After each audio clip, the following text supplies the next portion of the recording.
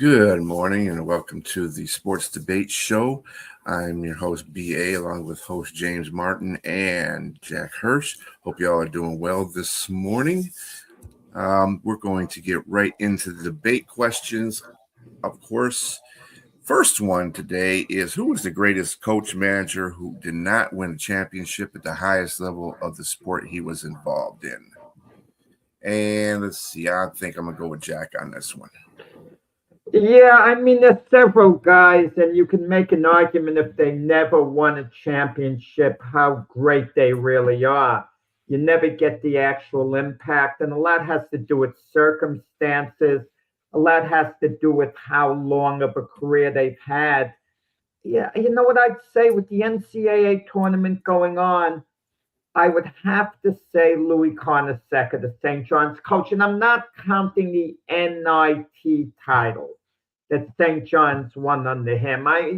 Because the NIT title are for the reject teams that didn't make the NCAA tournament. Let's be honest about it. It's okay for a Cinderella type team who, when I say Cinderella type team, meaning who would win the NIT tournament, who would have absolutely no shot at winning the NCAA tournament at all, and really wouldn't have any business even being in the NCAA tournament, but they make it to the NIT tournament and they win it. I can't count that for a high-level coach like Lou Carnesecca. You know, he did go to finals for 3 years. He coached in the ABA with the Nets. So he had a little bit success there in that sense, even though his record was a little under 500 for the 3 years. But, Louis Carnesecca coached at St. John's forever. There wasn't a better like coach in sports, period, than Lou Carnesecca. There wasn't a more popular coach in sports than Lou Carnesecca. And his players thought he was a good coach. They thought he was a pretty good coach all in all. You didn't hear them say, oh, what a great coach Louis Carnesecca was. They probably thought he was a good coach who was a great guy, okay? But if you combine all the factors, Louis Carnesecca was the type of coach you'd like to play for. He can get on you, but not in the most threatening way. He'd give you some slack, but there would be discipline there as well. And, he was a little unfortunate too, very unfortunate when he had that great St. John's team in 1985, went to the Final Four. It was their misfortune to meet a great Georgetown team in the NCAA semifinals in the Final Four. And that Georgetown team was the best team in the tournament, but they did get upset by a Villanova team that shot like 80%, in the finals. So I go with Louis Carnesecca, maybe because I'm being a little nostalgic with the NCAA tournament going on now. He had the longevity, too. The longevity. The guy coached forever. The guy had good teams. The guy had good players. After his players left St. John's, they talked extremely highly of Louis Carnesecca. Those are good points, Richard, with the other names that you're naming without question. Like I said, I'm getting a little nostalgic because the NCAA tournament is at its absolute peak. If this was Super Bowl week and we weren't even thinking about the NCAA tournament, my mind would probably be geared a little towards those two names that you would just put up in the NFL. There's another name up there, the NFL, I just want to say. I don't want to steal your thunder, James, because I have a feeling you're going in that direction. Richard just put up Marv Levy, Bud Grant. They went to Super Bowls. I can make an argument Marty Schottenheimer was a greater coach than both, He never even went to a Super Bowl, let alone won it. But I'm going to be nostalgic. I'll say little Louis Carnesecca, who was very loved by everyone. And of course, you did steal my thunder. And yes, that was Richard. Blame our producer for putting it on the board. He set off a reaction in me. Blame Brian. You couldn't help yourself. He couldn't help himself, Brian. But I don't care. I don't care anyway. And you're right. You think like me. I mean, we kind of think alike. I try to think about where Jack's going. I knew he's probably going to go, but I knew he's going to mention my guy. But that's okay. Look, Marty Schottenheimer is probably one of the greatest coaches to never win a Super Bowl. It's just, it seemed like bad luck was just, he just he walked by black cats, walk under ladders, whatever it may be, stepped on cracks, on the sidewalks, whatever bad luck charm that comes, it seems like it just fell on Marty Schottenheimer. I thought about Marv Levy, but I mean, he didn't win a lot of games. Of course, going to 4 Super Bowls in a row is just a massive, impressive thing to do, and a very hard thing to do. It's just hard to get to 1, let alone going to 4, but losing them all is devastating. But I also had Jerry Sloan over 1,000 games with Utah. They had opportunities to win championships. Michael Jordan was just in their way. And it's just unfortunate to not be able to get those championships. You could have 2 choices, James. You could have 2 choices. You could use Marty Schottenheimer as the greatest coach that never got to a championship game. And then you could have one that got to a championship game. So we'll give you 2 choices if you want. It's okay. Yeah. Well, no, I'm just going to stick with Marty because I just think they had the opportunity when he was with Cleveland. The bad luck 2-yard line fumble, but by Ernest Biner. I mean, they were going to try to win the game right there. I mean, it's just against Denver. They could have, and they could have got to the Super Bowl. What were you going to say? Let me ask you, what was Marty Schottenheimer's worst loss? Oh, it was the 2006 against. That's tough. I would have to say it's the Cleveland one. It's probably the Cleveland game. You don't think New England when they were 14-2 and they were number 1. I was going to go there. Yeah, I was going to go there. I just think that the bad luck is where it happens. I mean, the kid intercepts Tom Brady and gets strips. He gets the ball stripped out of his hands by Troy Brown, and they continue and they score a touchdown. That changed the game right there, right? Because they had the ball with 6 minutes and 35 seconds left, and they had the opportunity to just ice that game, and they couldn't. And in the last second field goal missed at 54 yards, but you don't really count your field goals. You shouldn't be dependent on your field goals here. It's really that interception should have just changed the whole game, and it did not. The momentum, as you and Keith like to go back and forth about momentum, it really shifted back to the Patriots, and that killed him. And of course, he got fired a month later and never coached football ever again. So you're right. I would have to give that being probably the worst game because that effectively ended his career. He never coached again. And but I mean, Marty, and the reason why I chose Marty Schottenheimer over like any college coach, they spend more time with his players. I mean, so I guess I could give you the argument would probably be in your favor if to say that a guy like you just mentioned, I can't think of his name. Would you say his name was the guy you picked? Luke Hornacek. Yeah. So someone in college, you playing with multiple different players at maybe 2 to 3 years at best, and so it's probably more successful for a coach to be that. I mean, be that good and have different players, but I'm thinking it's probably going to be more tough on a guy like Marty Schottenheimer to have players like LaDainian Tomlinson, Sean Merriman, Phillip Rivers, all these guys, and to not win it's got to be a devastating thing. Yeah. Well, it's circumstances too. One of the names I was thinking of in baseball was Buck Showalter.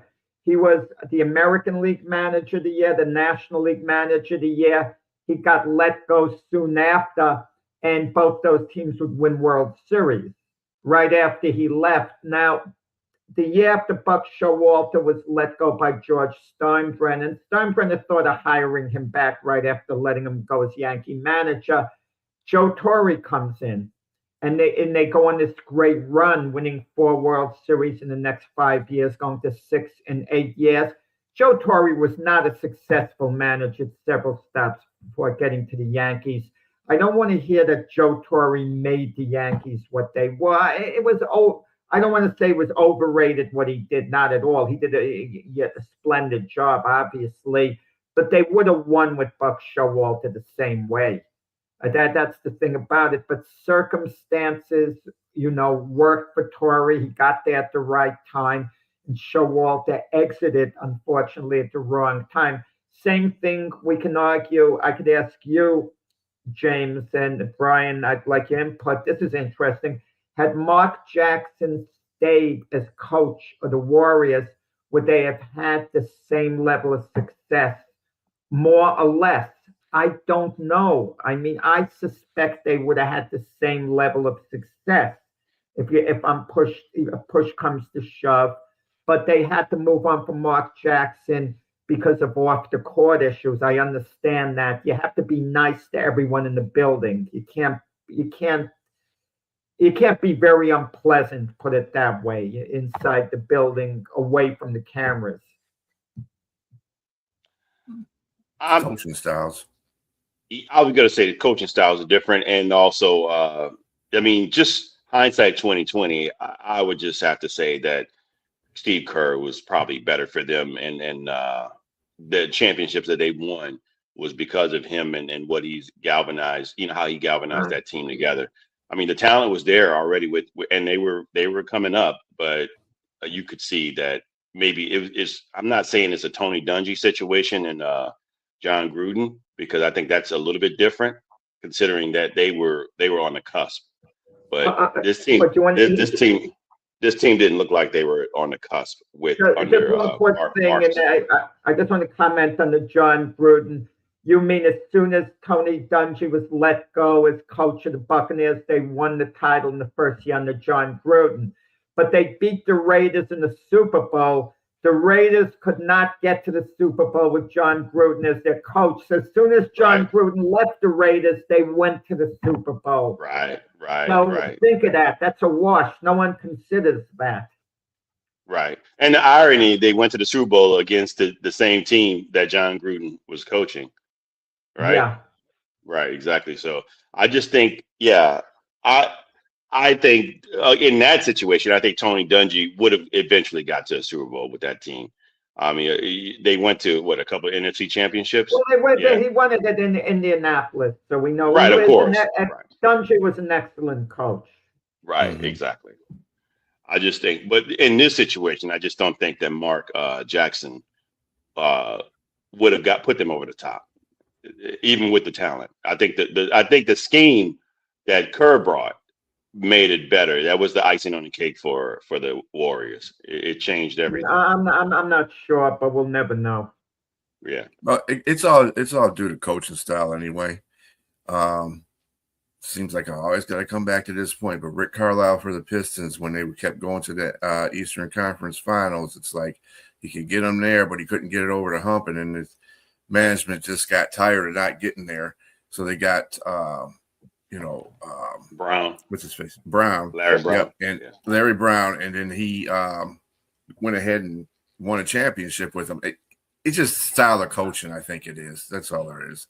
Maybe the more of the strategic mind of a coach, too, could be. And Larry, Carlisle, not to discredit him, he's a great coach. He's a great coach. He is. He is a great coach.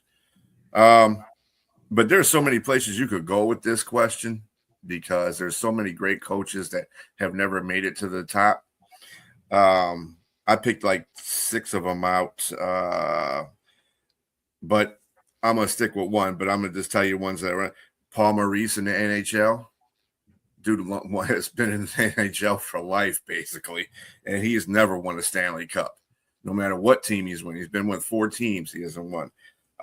Your Bobby Valentine, you should know this, Jack. Your Mets. He wasn't just with the Mets, but I'm just saying he's been with a lot of teams, including the Mets. He wasn't a great manager. He was a great baseball mind. Yeah, it's good. He had 186. He had 1,186 victories. He was 5. Yeah, he was a good man. He was a good. Bobby Valentine's a good man. Here's a disaster with the Red Sox. So, yeah. Mark Few, Gonzaga coach. From 2001 to 2011, he won 15 conference. Well, he won 11 conference titles straight, but he's in 15. Went every year he was the coach. They went to the tournament. Never got into the Final Four. Jerry Sloan, another basketball coach, Utah Jazz, 26 years. Had a 603% winning percentage and never got to never won a He NBA slipped under the championship. radar with me. Yeah. Frank Beamer from Virginia Tech, he had 230 wins, didn't win any national champ. Once won one. I mean, he was in one, but they got destroyed. By Florida State, right? With yeah, Michael Florida Vick, State, right? yeah. And then, of course, my pick was going to be Dan Reeves. He lost 3 Super Bowls with Denver. He was on my one list with too. Atlanta. And I mean, and he had a worse loss with the Denver Broncos in the Super Bowl, 55-10. And then he went to Atlanta, which then he had to go play the Broncos in the Super Bowl and then got beat by the Broncos. He's like, I built this team. The audacity, y'all beat me. But, you know, Dan Reeves was a really good coach in the NFL. He just couldn't get past that Super Bowl. Even a good coach with the Giants. Mm-hmm. He was a good coach with Atlanta and Denver. Yeah, he had a couple places. 4 Super Bowls, 3 with Denver, 1 with Atlanta, and good job. That's a really underrated pick. That's a really underrated pick. Yeah. All right. Heading on to the next question. Oh, this is a good Jack question, but I'm going to go with James on this one. Should the New York Jets draft Ty Simpson with the 16th overall pick if he is available? James, what do you have on this one? Okay, so the Jets are I think they're in a great position right now to make really good decisions, and you can you have room to make a bad one here and there because you got 9 draft picks, you got 2 first rounders, 2 seconds, no third, 2 fourths, a 5th, a 6th, and a 7, I believe, or something like that. It's just an incredible amount of draft capital plus what you have next year on top of this. This is a weak. With that being said, this is a weak quarterback draft class. I'm not going to spend any first rounder on a quarterback. You just brought Geno Smith in to be your bridge quarterback. You have Cook and as well as Zappy on the books. Why would you look at Ty Simpson, someone who is to me has been streaky in college? He was on a really good team with Alabama, and yet I didn't see the greatest moments. The greatest show from him in the biggest moments. It just didn't happen. And I think he had really good numbers. He had over 3,500 yards, 28 TDs, 12 interceptions. But that could be skewed. You could see, you could play in really bad teams. You're beating up bad teams. But when you're going up against the super talented teams, I didn't see the great moments. I didn't see Heisman moments, if that's the case. Not a guy I would pick at 16th. Usually when you're talking about top 20 players, there needs to be somebody that's almost generational. Usually top 10 is generational, and very good players that fall out of the top 10 would be somebody. That's goofy. Oh, wait. I it's fucking James. Yeah. Keep going. Yeah. So I really think that that Ty Simpson is definitely, if anything, I'll be honest with you, I might look at Carson Beck to be ahead of Ty Simpson as a potential prospect. I mean, one, he's bigger, 6'4", 220. I think he's had really good years at Georgia. Had a couple of he's had maybe some injury issues, but he did really well with Miami as well. I mean, look, they were a game away from winning a championship under Carson Beck and a very, very good defense. I just think that Ty Simpson is a bit overrated. I like Mendoza, but altogether, this quarterback class is weak. And they've had private workouts with Drew Aller and also Garrett Nussmeier. So, and don't be surprised if somebody if I'm going to take any one of those quarterbacks outside of Mendoza, it would be either in the 2nd or 3rd round. And you have 2 second-round draft picks to play with. If you have to take a quarterback this year, I'm going to say if it were me, if I'm the GM, which I'm not, I would take a quarterback in the 2nd or 3rd round. Because shore up your defense, start building up more players. You're probably in your first pick, you're probably going to go with David Bailey or Arvell Reese, one of those two. And so for me, at the 16th, there's another player that's going to fall somewhere, and it doesn't have to be a quarterback. I'm with Keith, wherever you are. If you're watching, Keith, I'm giving you credit here. There should be no other quarterback taken in the 1st round here outside of Mendoza. I just think that, I would definitely not take Ty Simpson here at 16. Yeah, I'm not going to lower myself and go the opposite way of James. I agree with everything James said.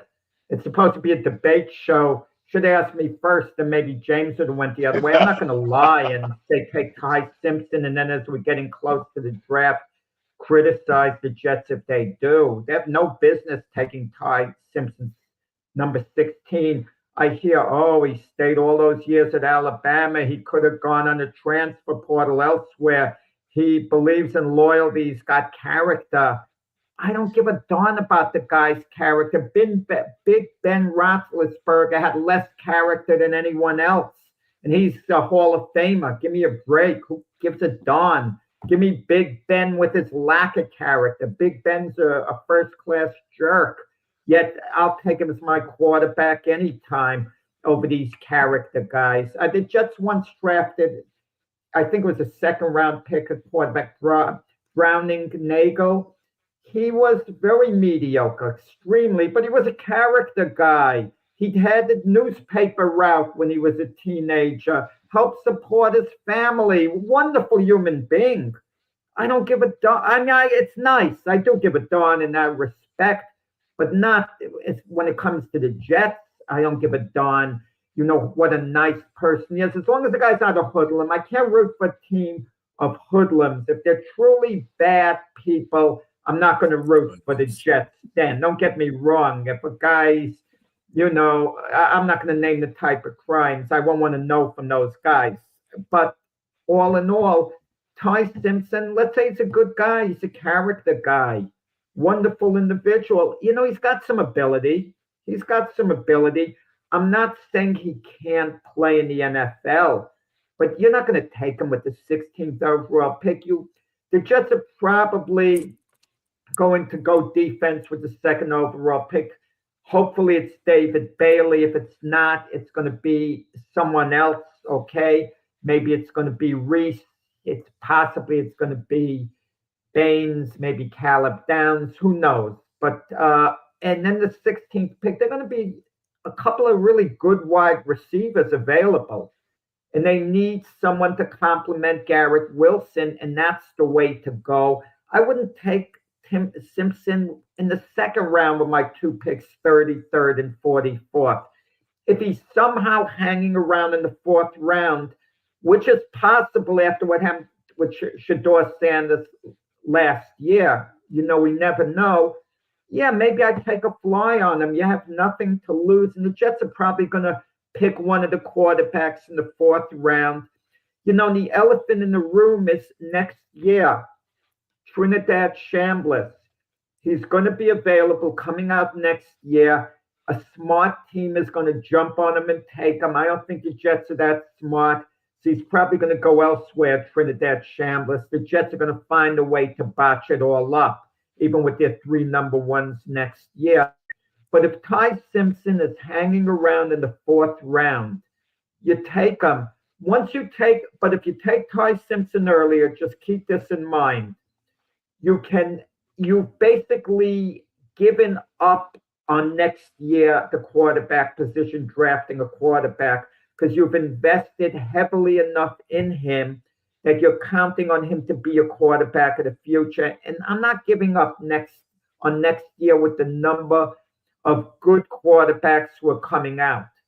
So, no, I definitely don't take Ty Simpson in the first or the second round. Before you go, B, I just want to say something. I see the guy's been commenting there. Let me tell you about Ty Simpson. He as well as Carson Beck, as well as Garrett Nussmeier, can ball out in college, and maybe they can make all the important throws, but they don't pop to say that you take them in the top 15, top 20. They're not there outside of Mendoza. Let's go back to the 2011 quarterback draft class. Number 1 was Cam Newton. We can look now, hindsight 2020, and say he was worth that number 1 overall pick. Yeah. When you go back, the second quarterback that was taken was Christian Ponder at the 12th overall. No, straight bust. Jake Locker was taken at number 8th overall. He was the second, actually. Scenario. Terrible. Blaine Gabbert, number 10. Yeah. Bust. Yeah. Andy Dalton, 35. Second round. That makes more sense. That made excellent sense to take a quarterback like him in the second round. Colin Kaepernick, number 36. He far exceeded his expectations for what he was needed. Ryan Mallett. I mean, these are the type of quarterbacks, my man, that you're talking about that didn't do anything. And these guys were taken in the top 10. Tyrod Taylor was taken at 180th overall. All those quarterbacks I just named, he played better than them as a journeyman, as 180. So it's just no guarantee. My thing is Greg McElroy taking him 208. You just got to really do your homework and make sure you look at a guy that's going to, like you say, can make all the throws, but that's in college. He doesn't really give you anything that's showing you. I mean, he had a team of Alabama, of high caliber team, and they didn't. And then they got lucky.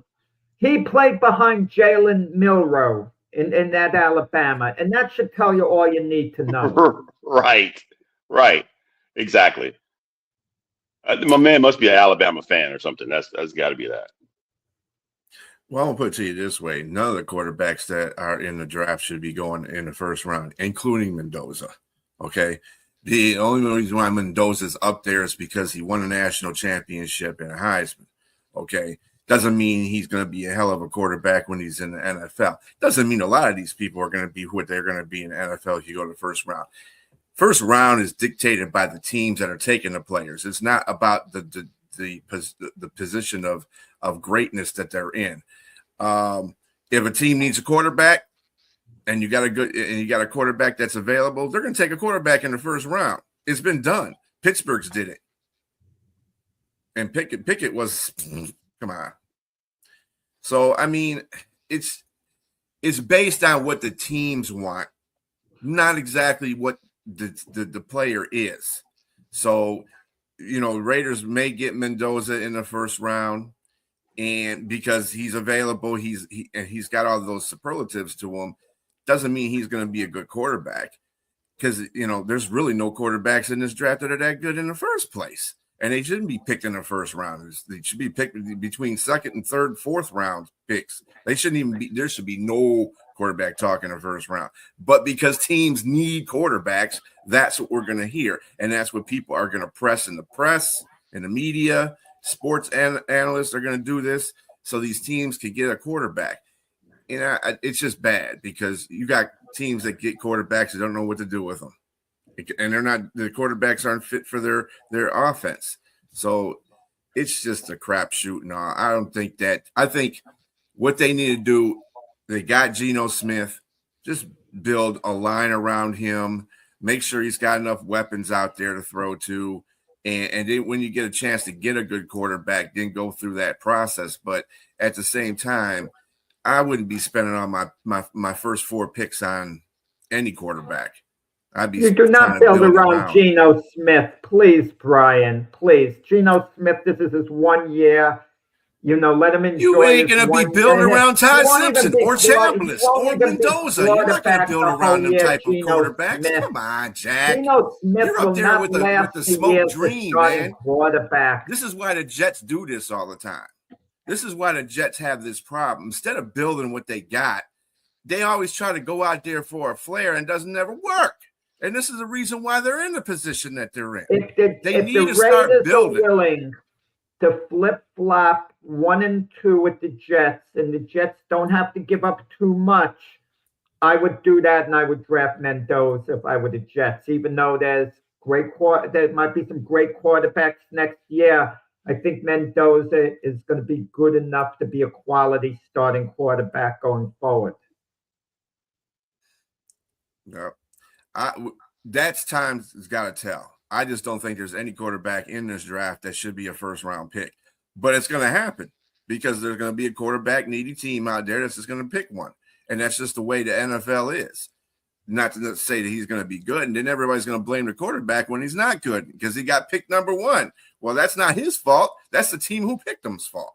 So, well, both of you have to look at it. I mean, it's ultimately when you pick it in the top 5, these are all bad teams. And so at the same time, you gotta build, but at the same time, like just keep responding to this guy. You gotta let the team. I mean, you got to look at the team and see where your draft picks are, where the value is. I'm not going to take a quarterback that doesn't. I mean, if anything, for the most part, unless it's a quarterback like Patrick Mahomes, he was taking number 11th or 12th overall. You're not going to see no guy that falls in a 15 and 20s, and you pick him around there at 16. That should be. I mean, they're going to be taken closer to the top 10. They're going to be taken closer to the top 10. It's just what it is. And most of those teams are in the top need. Who is it? The Dolphins need a quarterback, even though they got Malik Willis. The Raiders need a quarterback. Jets need a quarterback. But there's nobody that I'm just saying that's going to fit the bill when you have other needs as well. You're going to take a player that you can plug and play immediately and give you some game, because most quarterbacks that are falling in that latter stage, they should sit. So I'm not going to say that you want to take a quarterback like Simpson, Nussmeier, or Beck in the first. I mean, I think the value for Simpson will probably be better in the second round. I'm going to take one of these. I mean, this is already a weak draft class, so I'm not going to take a quarterback outside of Mendoza because he's going first overall. And where I can get some other player or wide receiver. Like, I think for the Jets, maybe a Mekhi Lemon is probably going to fall. Yeah. Or a Jordan Tyson is a guy that you probably want to put in that place. And they're going to play immediately. Exactly. Right there. At 16, either one of those two guys. I prefer Lemon, but either one of those two guys. Maybe Cornell Tate falls to 16. You don't know. Right. Yeah, I mean, you got to look at it like this, Jack. The team's got to build. I know y'all, you have this big thing about Geno Smith, but you have a quarterback in place that's a veteran.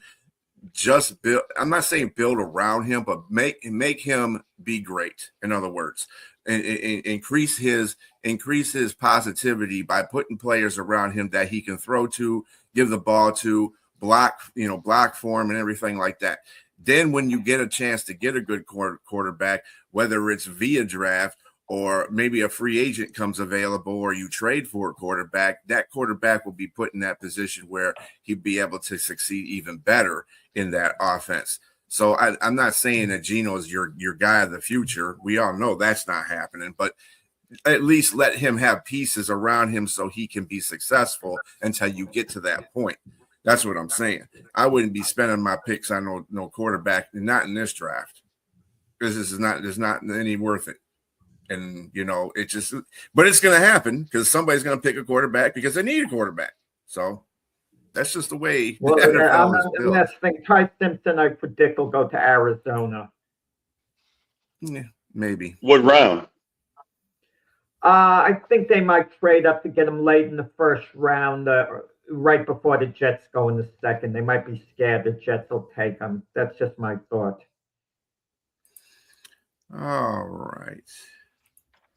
Yeah. You could say that to Jack. Jack will agree with you probably. All right. Here's one that's near and dear to James. Isaiah Thomas says that the Chicago Bulls would have won the same amount of championships with Kevin Durant had he been on the team instead of Michael Jordan. Do you agree? Jack, go ahead. Yeah. First off, you never know. The one year that Jordan, the full year that he played baseball, they had a very successful regular season. They won twice as many as they lost, the Chicago Bulls. And then in the playoffs, they lost a little bit controversially to the Knicks. I mean, obviously having Jordan that year would have made a difference and they would have won the NBA title that year. I can't, I'm humid by Isaiah. I'm really humid by Isaiah because this is really, Isaiah, you see him on all these shows now, talking about who the greatest player is of all time, building up a case for LeBron James. This is Isaiah's tour to get back at Jordan because he was left off the Dream Team. And Jordan was indirectly responsible, for Isaiah being off the Dream Team because everyone knew Jordan couldn't stand Isaiah. And if anyone couldn't stand Isaiah more than Jordan at that time of the Dream Team, it was Magic Johnson, who absolutely hated his former best friend. because he got betrayed by Isaiah. Make no mistake about it, John Magic couldn't stand Isaiah.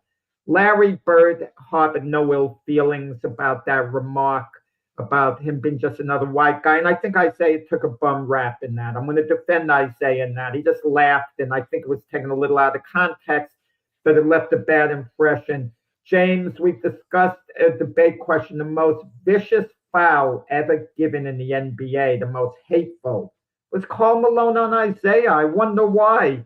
Isaiah was the victim of the most vicious foul.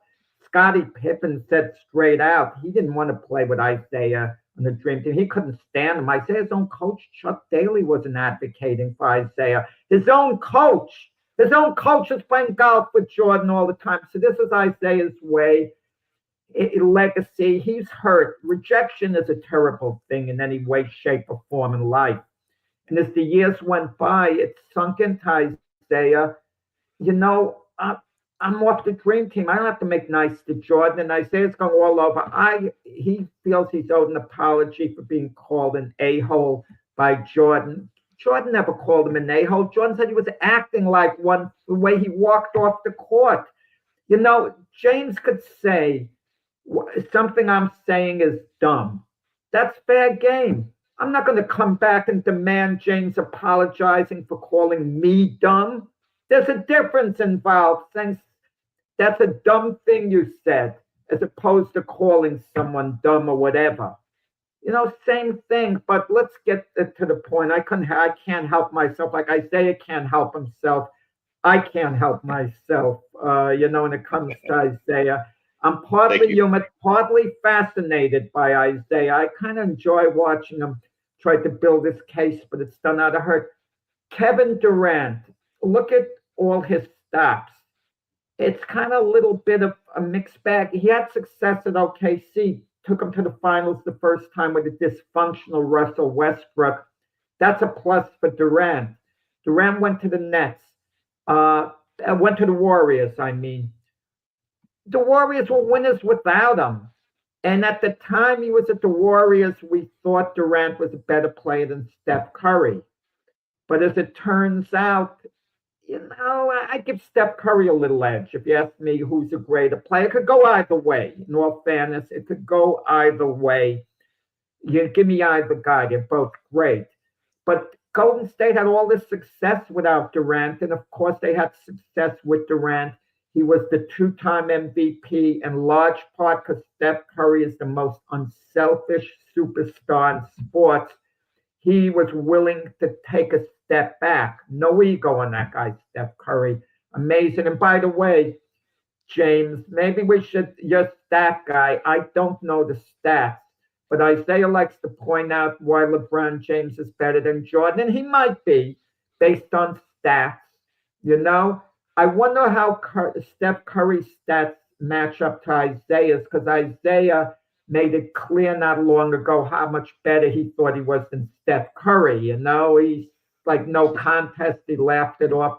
I would guess, and I don't know, I didn't look it up, it popped in my head now, that Steph Curry has better stats than Isaiah if you looked it up. I'm not certain about it, but I believe that would be the case. But then Durant leaves to go to the Nets. Bad luck, guys, because Kyrie Irving and James Harden were injured. They could have beat the Bucks in those finals. They lost in 7 games and then maybe won an NBA title. And look at the way it would have elevated Durant's greatness. He had bad luck, Durant. He goes to Phoenix. They're better. He was terrible with Phoenix. The team was. Phoenix is so much better off without Durant, the deal they made with Houston. So he was a big negative at Phoenix. Now he goes to Houston, and Houston is the same as they were before. Durant is great. They won those 6 championships. If they had Durant instead of Jordan, they would have won a few championships. I don't think they would have won 6. They would have won maybe 4, maybe 5. But as little as 1 championship counts for an awful lot. Keep that in mind.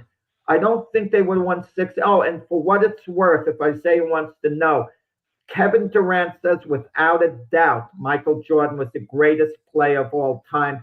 If Durant once walked into like some store and he heard fans talking. If someone asked him who's better, LeBron or Jordan, he says, "Are you crazy?" Like he said, "Of course Jordan's better." Like he was like, "What kind of question is that?" So Durant absolutely idolizes Jordan's greatness. So Isaiah's wrong, but maybe not by a lot, because they could have maybe won 4 or 5 titles had he been on the Bulls. I don't know. Maybe they would have won only 3 with Durant and Pippen, but maybe they would have won 6. Maybe they would have won the same 6. Who knows? Okay. As usual, Jack is always riding the fence. He wants to dominate both sides and make sure he has the answer, or at least a foot on one side of the fence, so he could say, I knew that already. I knew part of it. Look, Kevin Durant physically is a specimen that's unique. He's not big, but I mean, when I say he's big, I mean in girth. He's a very slender fella, but he's 6'11", and he's got a wingspan of that's 7 foot. That's hard to dominate and he can shoot your lights out. I mean, he's the fastest player to get to where he is in points right now. He's overtaken Jordan as far as the points recently, and so I think that's why this discussion about him is coming up. He's a better shooter than Jordan. He's a much better shooter than Jordan. I'm going to say Jordan, to everybody that's out there watching, is number 1 all time in my book. He's the greatest player to ever play the game. And that's just purely off will and talent. He had talent as well. But I think Isaiah might have a point here. He may have a point here. If you take the Phil Jackson, the triangle, Horace Grant, you take Scottie Pippen and keep them on a team, and you have a shooter like Kevin Durant on the team, yes, better range shooter, absolutely. And if you have KD on that team with those players, with Kerr, with Paxton, all those guys and the different players, Luke Longley, what's the guy's name? The Italian guy, I can't think of his name. Luke Longley. No. The guy later on, he became one of their players, and then of course Dennis Rodman. If you have all these players, not Tony Kukoc. No, I'm sorry, no, he's not Italian. Tony Kukoc. Yeah, sorry. Yeah, the Italian guy, I don't know. Sorry, yes. But Tony Kukoc, KD would have been great with these players. I just think that, I really thought St. John was going to win that game. But I think KD, with his size, would have been dominant in what he can do as far as a shooter. Now, mind you, he probably couldn't go up the middle and deal with the Jordan rules, because I think Jordan was the guy that just showed that he's going to get better. He's going to beat the Pistons. He's going to beat the Boston Celtics. He's going to beat these other teams, the Knicks, that beat him up pretty much and got better. He got stronger in the gym. Physically, I think KD would be unable to do that. He just wouldn't be able to handle that. But at the same time, you wouldn't use KD the same way you would use Michael Jordan. You would use, I think Phil Jackson would make sure that his strengths would be exploited there. And so, I mean, as being, like my man said, a better range shooter, it just changes the whole game. It changes the defenses, how defenses have to play you. So I think there's a possibility they win 4 or 5, 6 championships with those players that you have, that I just mentioned, the aforementioned players that I mentioned. So it's not too far-fetched. And I love Isaiah. Sometimes he can be a little bit off kilter with some of the comments that he has, because he has a bitter rivalry with Jordan, and he has a pure hatred for him. But that being said, he's still one of the greatest players, and he still has some of the best commentary that he presents with facts. You know, he just said, I beat these guys. I beat Michael Jordan. I beat the Celtics. I beat the Lakers. And they did. So as the Pistons did. And so this being said as well, with KD, it's a possibility. I mean, I get it. He's playing in an era that's totally different defensively. KD is, but I just think that how physically gifted he is, it will be still difficult for him, because some of those guys back then, again, not to discredit them, they're not as athletically gifted as some of the players now. I mean, not some, not all. I mean, trust me, somebody like Charles Barkley, probably, to me, if it wasn't for Tim Duncan, probably known as the best power forward ever at 6'4". So it's just, yeah, I think KD might have an opportunity to win in that time. And I just don't know for sure if it's 6 championships. It could, I mean, it could have been, but we'll never know that, will we? No, this Isaiah. This I'm not going to even entertain this quote. I love Isaiah. We're first gonna of have all, more Isaiah in future shows. more I Isaiah. like You know, Isaiah. I don't want no more of this type of Isaiah, okay? Because he's just being ridiculous. He just hates Jordan. That's all there is to it. This is a comment of hate. This is not a comment of fact, But it's because you don't know what's going to happen. It is thought-provoking, though, what he says. Sure. So, Isaiah is an intelligent I think so. guy. He is Yes, an intelligent guy. highly intelligent. I'll put it to you this way: highly intelligent doesn't mean you can't say stupid stuff. Okay, No, you can say for stupid sure. stuff out of emotion. Out of For sure. emotion, you can say stupid stuff, and this is an emotional comment. This is not a intelligent comment. It is an emotional comment because he does not like Michael Jordan. Most of the comments that he makes about Michael Jordan is because of disdain. It has nothing to do. But this isn't a stupid facts. question, though. This isn't a stupid question, though, B. It's not stupid. I don't. I'm sorry. Michael Jordan is great because, yes, he doesn't have all the stats that you need to be had. He's not the pure form. Oh, he's got a lot of great stats. He's got a lot of great stats out there. Hold on a minute. Michael Jordan is great because of his will of the game. If he has the ball with the last minutes on the line, you're giving it to Michael Jordan because he wants to win. That dude wants to win. Kevin Durant wants to win when he's on a winning team. That's the difference. The mindset and the mentality of the two men are different. So no, Kevin Durant wouldn't have that mentality on the Chicago Bulls team that Michael Jordan had on it. So no, I don't think that would ever happen. Disagree with that. I disagree with that wholeheartedly. I mean, look at the evidence. Doesn't mean anything if you don't have the will. So you telling me even though his foot was on the line when he played for the Nets, he didn't have the will to shoot that last shot and shoot it? And just barely. He was the only How many games can you compare that to any of Exactly. He didn't put it in nobody else's hand. Put it in my hand. I didn't have anybody. Like you said, he still had the will to try to win. He just, unfortunately, his foot was on the line. That changed everything about that game. It just tore the line. You can't tell me KD don't have any will. That's not true. I mean, you don't get to be. Will. He doesn't have as much will as Michael Jordan did. I'm not saying that, but I'm just saying. But playing with the talent of Jordan couldn't do it without Scottie Pippen. He couldn't do it. And he even said this. He still can't. I mean, Kobe Bryant had all the willpower that he wanted and still couldn't win without some better players around him. Everybody has to have a team. Wait. I'm going to go to Brian's point and defend them. 2 instances. You mentioned Kobe had all the willpower. Kobe battled Shaq tooth and nail to see who would be the guy on that team. Okay. No, I mean afterwards. I mean after Shaq was gone. If they fell for not battle Russell Westbrook tooth and nail. If Jordan was on OKC, it wouldn't be 50-50 him and Russell Westbrook. Jordan would have imposed his will and been 1, and Westbrook would have been 1A, like the Bulls were with Pippen and Jordan. Okay, but Durant backed off. He wasn't going to take on Westbrook head on. That's what Brian means, imposing your will, I think. I mean, no, for sure. We all know that people need players on their team to win championships. I'm not talking about that. I'm talking about the fact that Durant went because he went from OKC to Golden State because Golden State was whooping OKC's behind. And that's the kind of thing I don't like about players. I'm going to go to this team. If I can't beat them, I might as well join them mentality. Michael Jordan didn't have that mentality. He was going to beat you, period. On the Chicago Bulls. He was going to stay on the Chicago Bulls and beat you. This is what he did to the Pistons.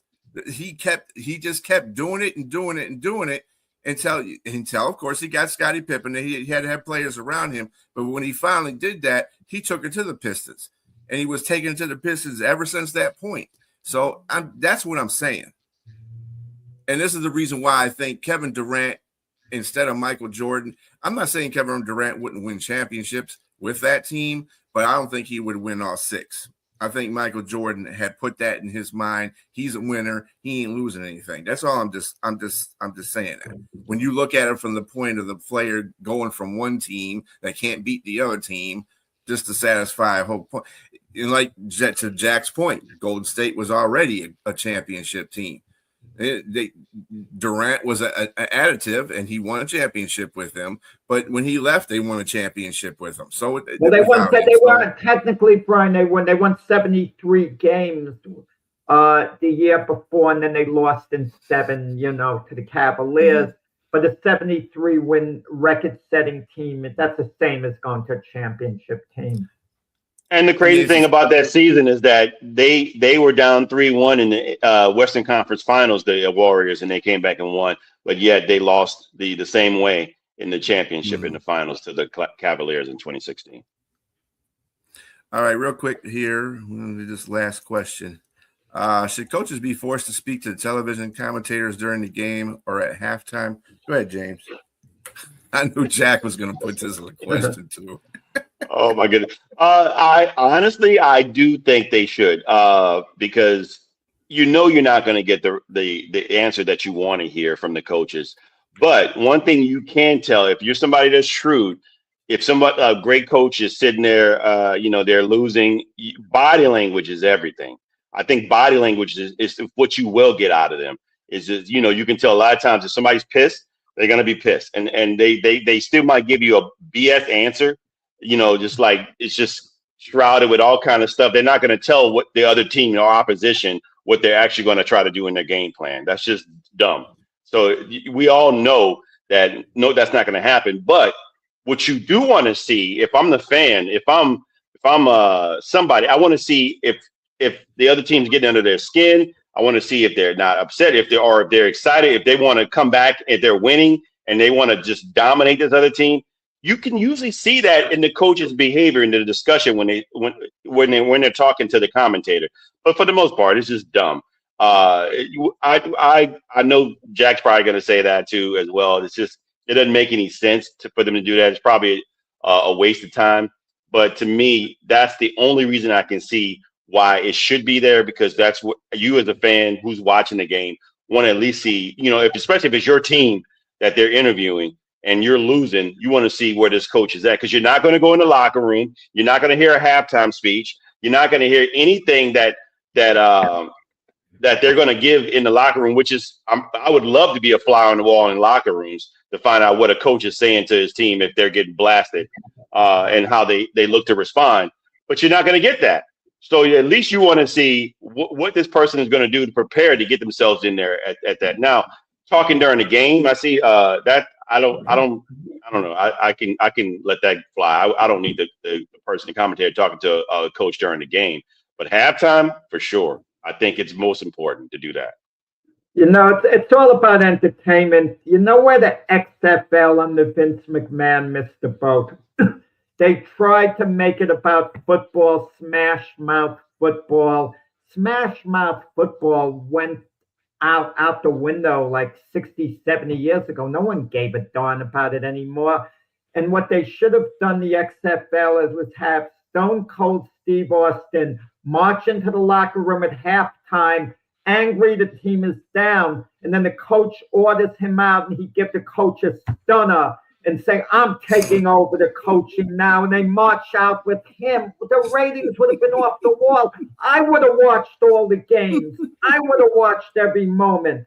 So dumb of McMahon, who was a genius otherwise in marketing. They had no idea. No one gave a darn about their football, the XFL. It's about entertainment. Look, if you have a coach like Coach Pop when he coached, he liked doing that halftime stuff. He was funny. He would joke back with the commentator. It would be humorous. Look at the body language of all these coaches, especially who are at halftime have to speak. The moment the interview ends, they start running to the locker room. They can't get out of there quick enough. And they're never giving us anything revealing, like James said. What are they going to say? We've got to tighten up the defense if they've given a lot of points. If it's football, well, we've got to guard a little better against the pass, We've got to move the chains better. We've got to get our running game going. Nothing revealing at all.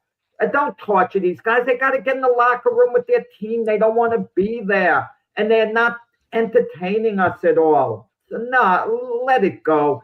Make it optional before the game. Check with the coach during the week. Are you willing to come on halftime to talk or not? And if they don't want to, fine. They don't have to. Some of them are going to come on and they're going to say something quickly, or check with their ownership whether it should be a requirement or not, or the ownership of the teams. I just think it's a waste of time, and it's unfair to these coaches, and in certain instances, the players as well. Even though the players are more receptive to it, I'm thinking more the coaches. Yeah, I could probably do without during the game and halftime, to tell you the truth, because you really don't see what do we know most coaches for? Their post-game shows. No, not their halftime shows, not their in-game responses, but the post-game. That's when the coaches come out of them. That's when coach speak comes out of them. So I'd rather see that. I could care less about it. I mean, you're going to make adjustments at halftime. You're going to give some kind of condescending answer anyway to the reporter. So it doesn't make a difference anyway. I mean, Rick Pitino, like yesterday, Rick Pitino had a joke with one of the reporters in the game because, he's like, oh, my guy made a 3-pointer and that hasn't happened in a long time. So, I mean, that kind of stuff is humorous if it's laughable, but I mean, do we really need? We don't need to do that. I want to see them play. I want to see the players play. I want to see the coaches coach them players, and I think that's thing that's taken away from the game because those coaches are like, damn, can I coach the team? I need to get in this huddle and coach these guys. I need to go to the locker room and coach these guys because we got things we gotta clean up, whether you're winning or losing.